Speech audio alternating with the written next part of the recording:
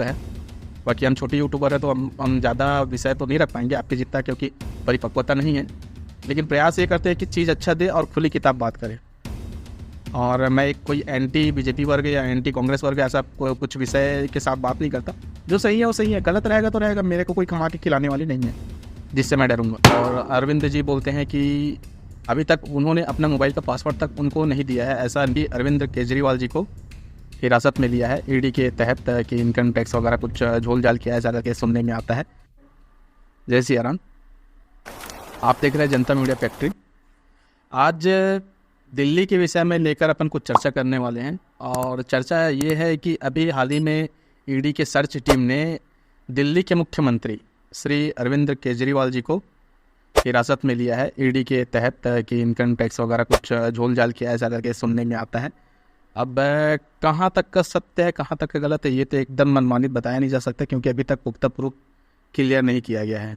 और अरविंद जी बोलते हैं कि अभी तक उन्होंने अपना मोबाइल का पासवर्ड तक उनको नहीं दिया है, ऐसा न्यूज़ चैनलों से खबर आ रहा है। तो जब समय का पहिया चलता है और ऊपर वाले का जब पल्ला भारी होता है किसी व्यक्ति के ऊपर, तो समय कुछ इसी प्रकार से आता है और कहा नहीं जा सकता कि कब किसके ऊपर आ जाए। तो हर व्यक्ति को अपने सही और गलत को लेते हुए चलना चाहिए, गलत को धीरे धीरे नकारते जाना चाहिए और सही को हमेशा सकारात्मक की दृष्टि से लेते हुए चलना चाहिए, तभी जा कर के आगे कार्य कर सकेंगे। ठीक इसी प्रकार केजरीवाल जी ने अपने कुछ गलत चीज़ों को साथ में रखा, जिसके वजह से मुझे ऐसा लगता है कि उनको ये सब प्रताड़ना झेलना पड़ रहा है। चाहे जो भी हो, उन्होंने कहा था कि पार्टी नहीं बनाएंगे, घोटाला नहीं करेंगे, और दुनिया भर का ऐसा बयानबाजी आया था उनके ऊपर, जो कि वही चीज़ गलत हुआ।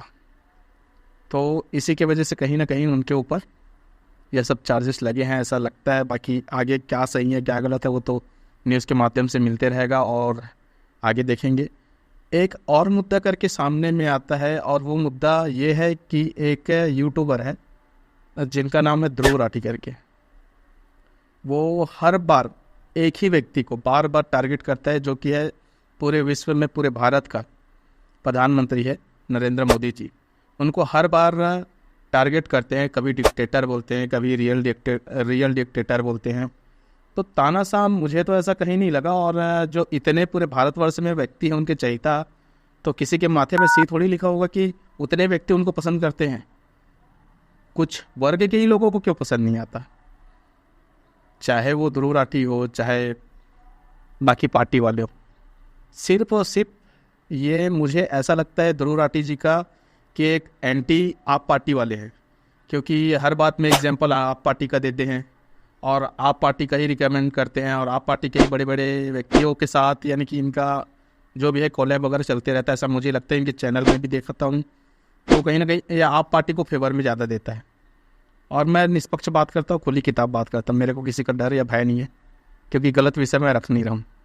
आपका जितना भी वीडियो देखा हूँ खाली एंटी रहता है, सिर्फ और सिर्फ आप पार्टी को ही देखा जाए तो सपोर्ट करता है और बाकी पार्टियों को यानी कि थोड़ा से निगलेक्ट किया जाता है। तो क्यों ऐसा? और आप डॉक्यूमेंट्री जैसे बनाते हैं तो सही है, डॉक्यूमेंट्री आपका क्या आपको उचित लगता है?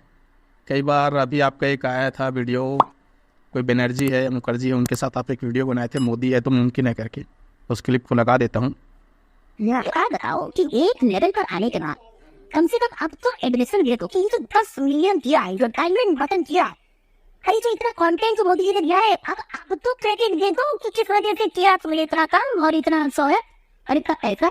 एक बात तो सही है, मैं कहूँगा कि मोदी है तो मोदी आपने का बिल्कुल सही है, मोदी जी पे और दो पूरे वैसे ही कम बना जो है आज में हो वो तो ऐसा हो कहीं कभी वीडियो भी तो नहीं बोलते हो, आप तो तो कहाँ तक यह सब बात सही है कि आप जो डॉक्यूमेंट्री बनाते हो वो सही है?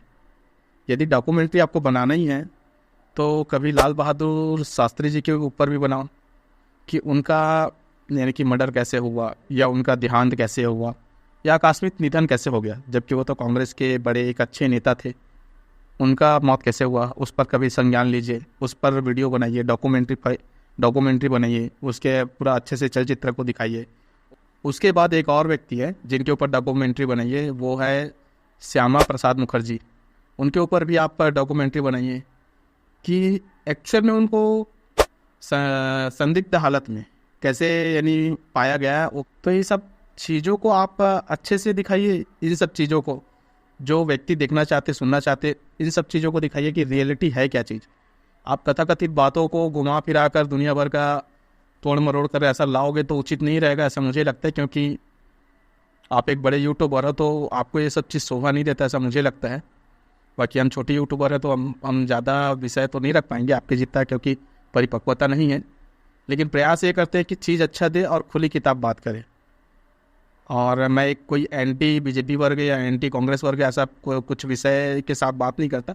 जो सही है वो सही है, गलत रहेगा तो रहेगा। मेरे को कोई कमा के खिलाने वाली नहीं है जिससे मैं डरूंगा। और मेरे एक वोट से नेता बनते हैं, और उनके नेता बनने के कारण मैं वोट नहीं देता, मेरे वोट से वो नेता बनते हैं। तो डर तो मुझे भय तो है ही नहीं किसी पॉलिटिकल पार्टी का। और मैं जो भी विषय रखता हूँ एकदम सटीक रखता हूँ, और जो देश के लिए अच्छा हो या राष्ट्र के हित के लिए अच्छा हो उसी विषय को रखता हूँ। बस यही 2 विषय को लेकर मैं इस वीडियो को बनाया हूँ। और कारण यही था बनाने का कि जो गलत है वो गलत रहेगा, और जो सत्य है वो आगे आज नहीं तो कल आएगा। तो यही सत्य के साथ मैं अपनी वाणी को विराम देता हूँ। और आप सोच विचार कर भी वीडियो बनाइए भाई साहब, बस यही कहना था। जय सिया राम।